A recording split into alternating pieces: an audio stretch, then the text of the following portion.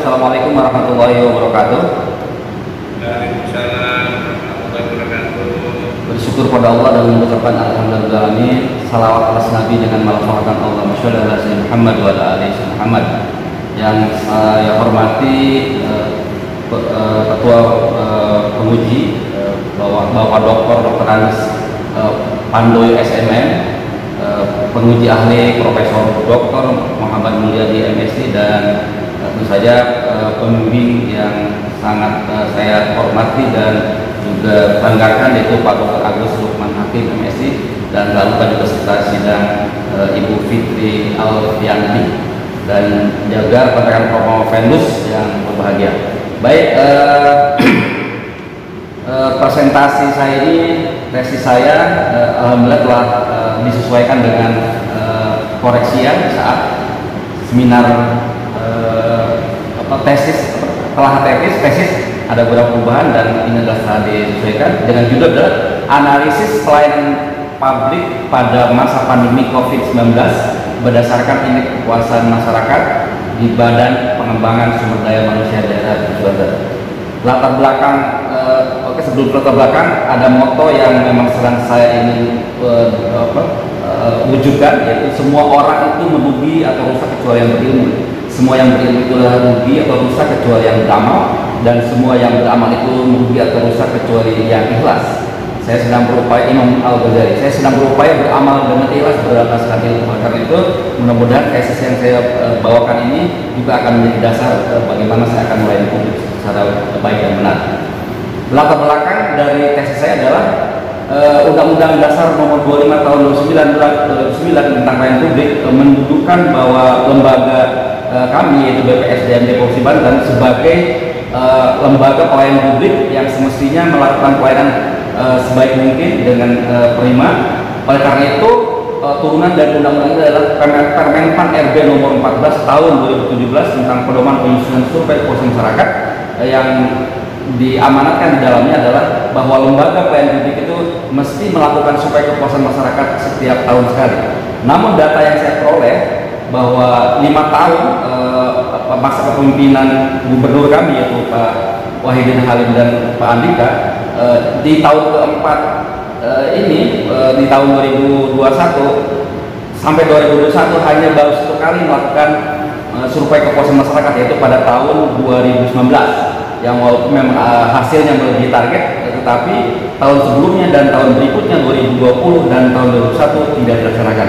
Oleh karena itu saya sangat concern ingin melakukan analisa pelayanan publik yang ada di BPSDMD ya masa COVID ini dengan berlandaskan indeks kepuasan masyarakat yang berasal dari survei kepuasan masyarakat.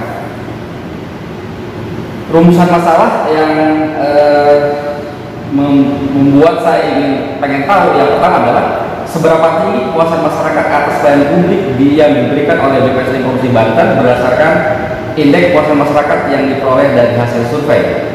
Yang tadi surveinya baru sekali selama 5 tahun ini. Yang kedua, unsur-unsur pelayanan apa sajakah yang belum memenuhi target nilai IKM tahun 2021, yaitu 3,6 di BPSDM Provinsi Banten. Yang ketiga adalah upaya apa sajakah yang dapat dilakukan untuk memperbaiki unsur yang belum memenuhi target nilai IKM tahun 2021 di BPSDM Provinsi Banten. Sejalan dengan rumusan masalah tadi, maka tujuan penelitian adalah sama juga tiga, yaitu untuk menganalisis dan mengevaluasi pelayanan publik di BPSDM Provinsi Banten berdasarkan indeks kepuasan masyarakat yang diperoleh dari hasil survei. Yang kedua adalah untuk menganalisis dan mengevaluasi unsur pelayanan yang belum memenuhi target nilai IKM tahun 2021 di BPSDM Provinsi Banten. Dan yang ketiga adalah untuk merumuskan upaya yang dapat dilakukan dalam memperbaiki unsur pelayanan yang belum memenuhi target nilai IKM tahun 2021 di Provinsi BPSDM Provinsi Banten. Manfaat penelitiannya adalah mungkin saya akan pertama adalah secara akademis menunjukkan keberlakuan teori konsep kepuasan masyarakat pelanggan dalam pelayanan di BPSDM Provinsi Banten yang adalah manfaat dari segi kebijakan dapat digunakannya hasil penelitian ini sebagai referensi dalam menetapkan kebijakan peningkatan pelayanan di BPSDM Provinsi Banten, dan yang ketiga adalah manfaat dari segi praktis dapat digunakan hasil penelitian ini sebagai salah satu rujukan bagi para pejabat struktural dan fungsional di BPSDM Provinsi Banten dalam memperbaiki pelayanan pada masyarakat. Bapak sekalian yang saya hormati, kajian di tahun yang pertama adalah saya memang ini adalah di samping ada banyak juga pendapat dari para ahli, tapi yang paling utama yang saya gunakan adalah Undang-Undang Nomor 25 Tahun 2009 tentang pelayanan publik yang mendefinisikan kegiatan atau rangkaian kegiatan dalam rangka memenuhi kebutuhan pelayanan sesuai dengan peraturan perundangan bagi setiap warga negara dan penduduk atas barang, jasa dan atau pelayanan administratif. Ya, itu adalah teori yang saya nukil dari Undang-Undang 25 tahun 2009, dan juga ada sejumlah ahli yang lain yang menyatakan senada dengan ini. Kepuasan masyarakat atau pelanggan menurut Jetsmal dalam norma Jatun di tahun 2019 di halaman 22 saya mengutip, kepuasan masyarakat merupakan perasaan senang atau kecewa sebagai hasil dari perbandingan antara prestasi atau produk atau jasa yang dirasakan dan yang diharapkan. Dan yang ketiga adalah indeks kepuasan masyarakat, jadi dari Munir yang saya kutip, merupakan ukuran kepuasan masyarakat sebagai penerima layanan yang disediakan oleh penyelenggara pelayanan publik berdasarkan standar pelayanan yang telah ditetapkan. Ini kerangka satu aja, jadi Undang-Undang 25 lalu Kemenpan RB 14 tahun 27 tentang pedoman penyusunan supaya kepuasan masyarakat, yang di dalamnya adalah variabel pelayanan yang di dalamnya ada 9, dan ini sudah given, dan dalam prakteknya ada beberapa yang saya jabarkan, ada beberapa diturunkan terhadap beberapa pertanyaan di kuesioner. Misalnya perilaku petugas pelayanan dan kompetensi pelaksana pelayanan bukan hanya satu, tetapi saya akan bongkar menjadi dua, ya, yaitu kompetensi pelaksana administratif dan kompetensi tenaga pengajar. Perilaku petugas pelayanan pun dibagi dua, dan di dalamnya perilaku itu dibagi dua juga. Jadi pelakunya dua menjadi tadi administratif dan tenaga pengajar, dan perilakunya dibagi dua menjadi perilakunya sendiri dan yang kedua adalah tutur kata atau komunikasi. Sehingga dan yang ketiga yang dibagi dua juga adalah penanganan tentang sarana-prasarana, dibagi dua, kondisi dan juga keberadaannya. Sehingga dari 9 unsur ini dihasilkan menjadi 14 pertanyaan di kuesioner. Untuk apa? Untuk menganalisa pelayanan publik yang ada di BPSDM Provinsi Banten, yang ujungnya adalah bagaimana mengetahui dari indeks kepuasan masyarakatnya. Metode yang digunakan penelitian kuantitatif, teknik pengumpulan datanya observasi dan penyebaran angket melalui Google Form, dan sampelnya adalah 299 responden, 5% dari populasi. Ini dari yang saya ambil dari buku dari Tokaro Yamane sebagai teorinya. Lalu populasinya 1179. Teknik analisis datanya adalah uji kualitas data. Saya menguji validitas dan reliabilitas soal sebelum saya sebarkan, yaitu dengan 30 responden. Dan teknik penganalisis datanya adalah univarian berupa nilai indeks per item pertanyaan survei, yang pertanyaan surveinya dan juga penilaiannya berdasarkan Permenpan RB nomor 14 tahun 2012. Pedoman ini ya, jadi setiap unsur pelayanan tadi nilainya antara 1 dengan 4, ya. Ini disebut nilai B atau tidak baik itu jika nilai intervalnya 1 sampai 2,5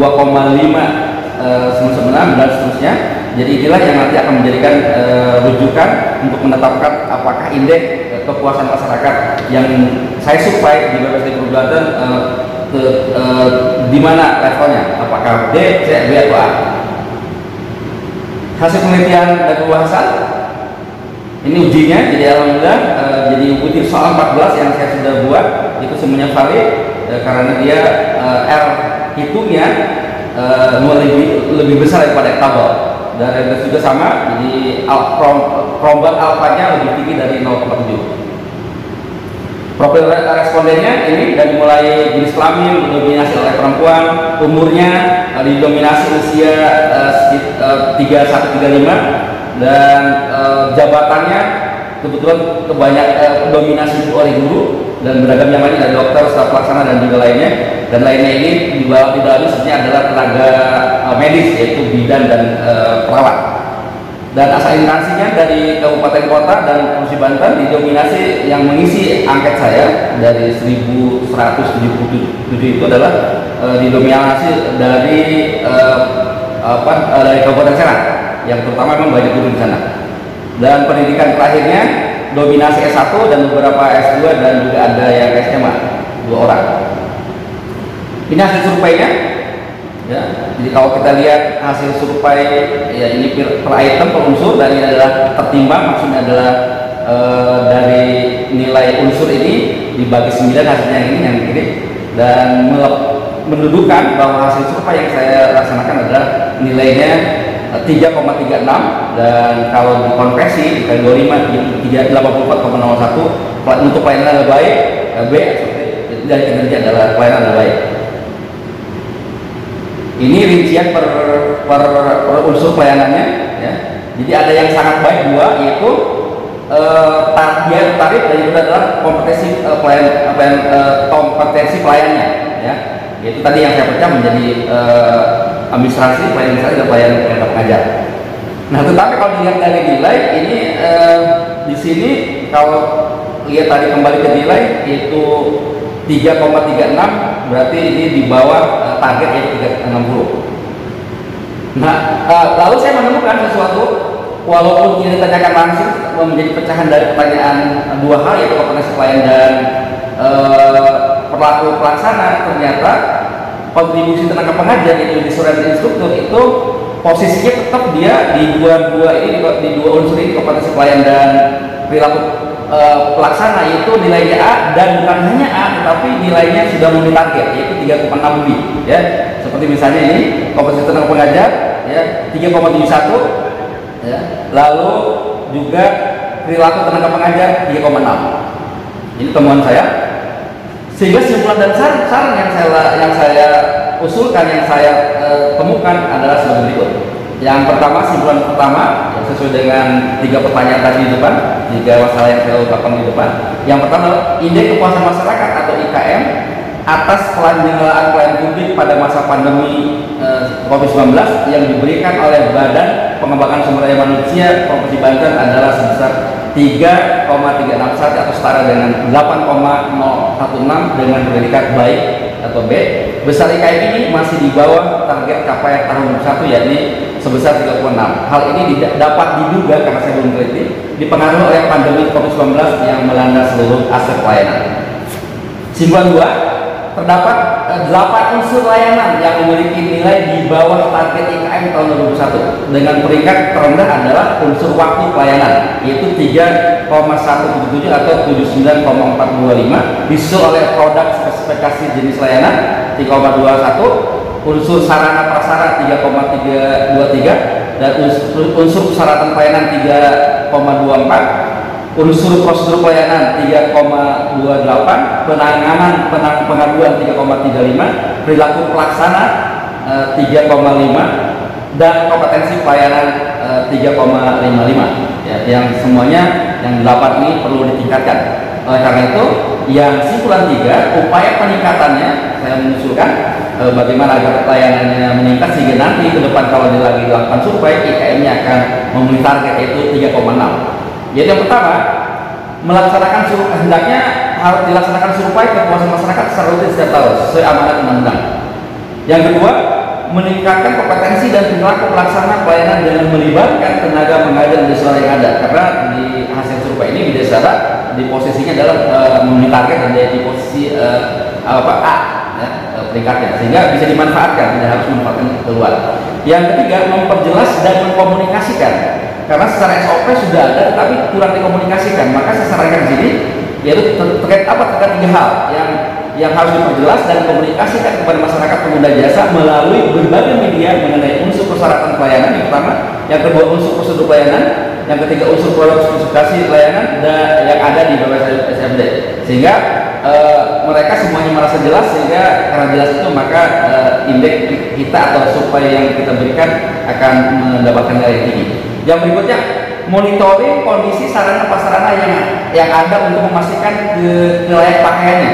Karena misalnya kalau bagi Bapak Ibu sekalian yang pernah di lembaga kami, sesungguhnya secara sarana sudah cukup lengkap, tetapi kadang-kadang itu tadi bagaimana pemeliharaan dan sebagainya, sehingga saya mengusulkan di sebuah ini memonitoring kondisi sarana sehingga bisa memastikan layak pakaiannya. Yang berikutnya adalah mengembangkan layanan digital, karena ini sudah ada tapi belum optimal. Dan yang berikutnya adalah menyediakan saluran pengaduan, karena di sini saya lihat belum ada kotak juga pengaduan apapun yang digital ya. Itulah saran-saran yang kesimpulan yang saya sampaikan dan saran perbaikannya. Sarannya ada 3 untuk juga yang untuk lembaga Badan Pengembangan Sumber Daya Manusia Daerah Provinsi Banten perlu melakukan pengkajian dan perbaikan terhadap prosedur pelayanan yang dengan proses yang lebih simpel dan sederhana agar waktu pelayanan menjadi lebih efektif, karena unsur waktu tadi yang paling tinggi. Yang kedua, Badan Pengembangan Sumber Daya Manusia Daerah Provinsi Banten perlu mengembangkan layanan digital yang mudah diakses dan cepat dalam proses layanan serta efisien dari segi waktu dan biaya. Yang ketiga, tenaga pengajar, siswa atau instruktur sebagai pelaksana pelayanan publik yang dinilai dengan predikat sangat baik oleh masyarakat pengguna jasa hendaknya dapat diberdayakan lagi untuk meningkatkan kualitas pelayanan, termasuk melatih para tenaga administrasi agar dapat meningkatkan kecepatan pelayanan. Lalu saran berikutnya untuk meneliti lebih lanjut tentang peran tenaga pengajar dan instruktur dalam penyelenggaraan pelayanan publik di Provinsi Banten, meneliti lebih lanjut tentang peran tenaga administrasi dalam penyelenggara pelayanan publik di Provinsi Banten, dan meneliti pemanfaatan atau tindak lanjut dari survei, karena survei yang kemarin saya lihat juga tidak dimanfaatkan ya. Agar layanan publik di Provinsi Banten terus meningkat karena ada data-data sebelumnya berdasarkan survei. Baik, teman sekalian, itu presentasi saya. Ini adalah quote yang saya buat yang tadi terinspirasi oleh Imam Ghazali. Jadilah pemain bukan penonton. Pemain berpeluang menjadi pemenang sedang penonton tidak.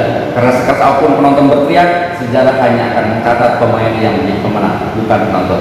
Terima kasih. Assalamualaikum warahmatullahi wabarakatuh. Waalaikumsalam warahmatullahi wabarakatuh. Terima kasih Pak atas presentasinya. Ini Bapak punya suara ya? Iya betul Pak. Jadi rasanya bahasa punya suara saya ada. Baik, terima kasih Pak. Kalau gitu ya. Jadi suara yang ketinggalan ini Pak tesis. Ustaz itu sebenarnya apa badan pengembangan ya pelayanannya pelayanan publik, tetapi dia untuk aparatur Pak, masyarakatnya. Ya, jadi pelayanan aparatur ya Pak. Betul Pak. Layanan apa nih Pak? Jasa pelatihan Pak. Jasa pelatihan Dan konsultasi. Ini apa spesifik pelatihannya? Kan ada pelatihan SDM, itu kan ada bidang keuangan. Iya Pak. Bidang esen, bidang kearsipan. Betul Pak. Dan ada bidang-bidang yang lain. Yang mana nih Pak? Nah, kami menyebutnya pelatihannya itu ada struktural, ada teknis Pak, dan fungsional. Betul Pak. Nah, yang dalam penelitian saya karena masa pandemi ini Pak, kebijakannya adalah online, tetapi ada kebijakan nilai untuk latsar pelatihan dasar untuk CPNS itu dia blended Pak. Nah maka karena yang blended itu dia memanfaatkan semua fasilitas kita, maka yang saya survei adalah yang blended Pak, yang latsar. Jadi nanti kalau di ruang itu kita ada sertifikatnya saja. Iya. Karena di itu ada pelatihan teknis dan fungsional. Ada pelatihan fungsional, ada struktural kan gitu. Betul Pak, ya. betul Pak. Oke, ini saya mengantarkan saja supaya Prof sama saya sama-sama kesepakatan apa yang bisa sebenarnya apa. Saya misalkan Prof Muhammad Bapak. Baik, terima kasih Pak Ketua. Saya hormati Pak Ketua, Bapak Dosen PPP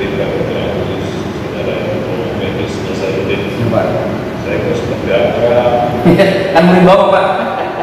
Siswa bapak. Oh iya. Kita pernah offline Jakarta. Ya. Banten ya. Iya, saya ketinggalan Pak karena saya COVID Pak. Insya Allah pantesan. Ketinggalan satu orang. Sudah selesai ya? Iya Pak. Ini sudah pertama nih Pak. Setengah Pak. Terima kasih masih punya semangat untuk belajar. Alhamdulillah. Pak Nazar dan naskah tesis Bapak ini sudah bagus ya, relatif tidak ada koreksi dari saya, ada sedikit saja misalnya. Ini memang kalau merasakan materi itu dilakukan tapi karena saya bertugas di saya mengoreksi dalam penelitian. Siapa? Analisis dan evaluasi. Sesuaikan dengan pertanyaan penelitian. Kalau pertanyaan penelitian itu misalnya seberapa tinggi, berarti kan berapa mungkin. Jadi saya memperbaiki itu. Jadi jangan silakan semua menganalisis evaluasi karena beberapa dosen dengan atau level S1, S2, S3, S3 menganalisis evaluasi. Tapi saya pribadi kan kita perbaiki. Yang legal seberapa tinggi yang itu misalnya tidak ada pekerjaan dan nanti sesuaikan Siapa? dengan pertanyaan yang sesuai.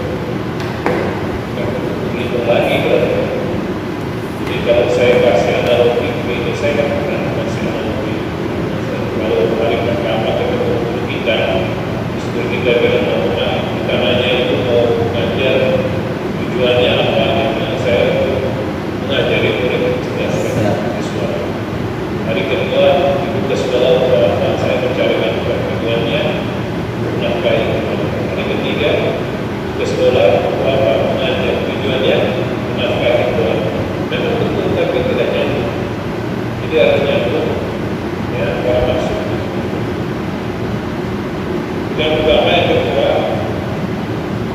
kalau tanya seberapa tinggi ya, misalnya seberapa besar ya, nanti kan menunjukkan kualitas terhadap pelayanan. Nah, kalau boleh saya tambahkan dulunya jadi analisis kualitas pelayanan publik. Kualitas ya? Iya, kualitas. Karena kan kalau Bapak itu berarti menunjukkan kualitas baik atau Siapa? kualitas dia bisa baik. Siap. Tapi kalau analisis pelayanan publik saja seperti tidak menunjukkan. Siap. Mantap Pak. Setuju. Dan yang ketiga, kita reviewnya itu ya saya lihat sudah ada compare-nya, ada progresnya, lihat perbedaan persamaan. Tapi criticize-nya juga ada prosesnya, memberi pandangan. Ditambahkan sedikit aja apa pandangan Pak Nazar itu ketika publik mereview dan ada penelitian tentang publik. Jadi sudah bagus apa persamaannya kan ada materi literatur itu melihat perbedaan persamaan, kemudian memberi pandangan, membandingkan, kemudian meringkas. Nah, dalam konteks kita ini sudah betul Pak Nazar itu melihat perbedaan, kenapa? Dan ketika kita dahulu melihat persamaannya seperti apa, tapi kemudian memberi pandangan. Tadi kita cuma mengungkapkan persamaan, perbedaan. Siap. Selesai dia. Saya penelitiannya di Banten ini, penelitiannya di ini. Ini ada namanya mas.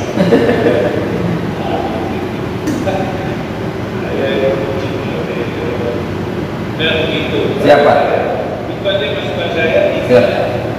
Naskah tesis Bapak ini relatif bagus. Saya mengapresiasi Pak Nazar. Terima kasih Pak Dr. Agus sudah mendidik Pak Nazar dengan baik. Siap. Ini pencapaian antara mahasiswa. Demikian dari saya. Terima kasih Pak. Masih banyak Pak Profesor. Saya sesuaikan insyaallah. Jadi saya silakan Pak Dr. Agus untuk mengamankan penggunaan.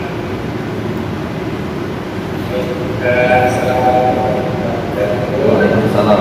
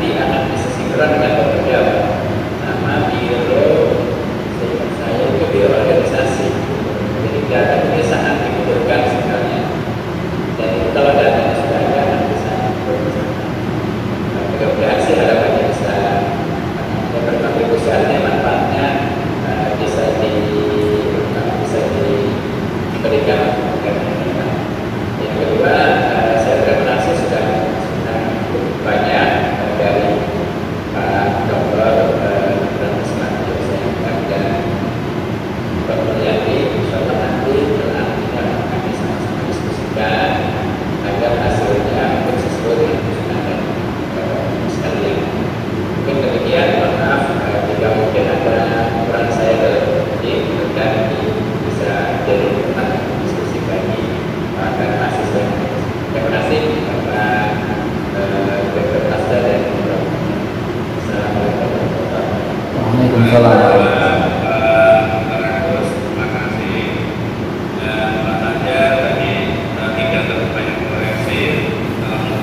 Alhamdulillah.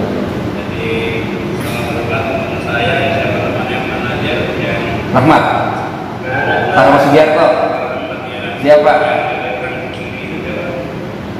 Siapa Pak? yang khususnya bidang kajian strategi. Iya, Pak Rahmat Sugiarto Pak. Iya. Ya, banyak diskusi dengan saya Pak. Nanti tolong Pak naskah supaya terus terakhir saya langsung aja ya. Siap Pak. Siap. Saya sampaikan. Terima kasih. Saya ditutup Pak Najar, saya tidak ada seperti karena saya terima kasih Pak Dr. Agus sudah bimbingan dengan sangat baik dalam baca dalam tingkat satu dan mungkin saya tidak catatan Baik. Alhamdulillah, syukur saya alhamdulillah lancar semuanya berkat doa dukungan dan juga yang paling luar biasa menurut saya kontribusi Pak Dr. Agus yang hampir akhir-akhir ini saya gali terus ya, dan mungkin juga ini Pak Dokter siang besar ini saya menghadap ke Bapak kalau waktunya ada biar segera selesai. Ya, terima kasih. Saya tutup billahi taufiq hidayah. Ya, mudah-mudahan bisa tahun ini Pak, karena aturan mainnya adalah video suara harus tahun ini S2. Terima kasih. Bila itu intinya, assalamualaikum warahmatullahi wabarakatuh.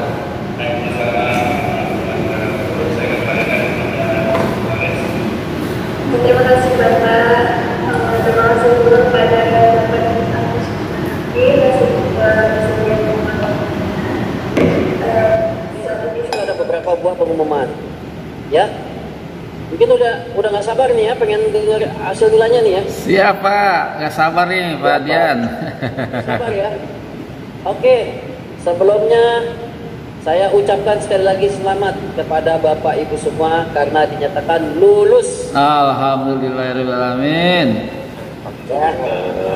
Ya, alhamdulillah. Nilai yang pertama, jadi saya ngacak ya. Nilai yang pertama adalah nilai daripada Bapak Untung Wahyudi. Pak Untung, mana Pak Untung? Pak Untung, udah ada Pak Untung, tidak ada? Hadir Pak, mohon maaf izin kamera, off kamera Pak, sedang double zoom. SPM BC 1921 10313 ya. Siap. Oke, alhamdulillah lulus dengan nilai predikat A. Alhamdulillah. Terima kasih Bapak. Ya, betul. Untuk nilainya kenapa saya tidak sebutkan nilainya? Karena biasanya nanti sudah ada perubahan, bukan perubahannya. Beda perhitungan antara di SSO dengan di hitungan secara manual. Ya, yang pasti pokoknya predikatnya adalah A. Alhamdulillah. Nah, yang kedua adalah Bapak Tri Utomo. Bapak. Pak Tri ya, BC 1811 10200, benar ya? Betul Pak. Ya, nilainya adalah A juga, alhamdulillah. Alhamdulillah, amin. Terus ada Pak Joko Sungkono. Siap Bapak. Pak Joko, alhamdulillah ini dapat nilai A juga Pak Joko. Amin, terima kasih Bapak. Selanjutnya ada Pak Nazarudin. Siap Pak Dian. Pak Nazarudin, alhamdulillah selamat dengan nilai A. Alhamdulillah, amin. Ya. Selanjutnya ada Ibu Ruri ya. Ibu Ruri. Nah, ini suaranya Bu Ruri nih. Bapak, siapa? Kirain nggak ada apa nggak mau ikut pengumuman nih. Bu, lulus nggak Bu? Kira-kira Bu, lulus kan nilainya gimana Bu? Insya Allah Pak. Lulus Pak, lulus. Ya, selamat ya Bu Uri, nilainya juga A. Alhamdulillah. Alhamdulillah, terima kasih Pak. Ya. Selanjutnya ada Pak Imam Suhendro.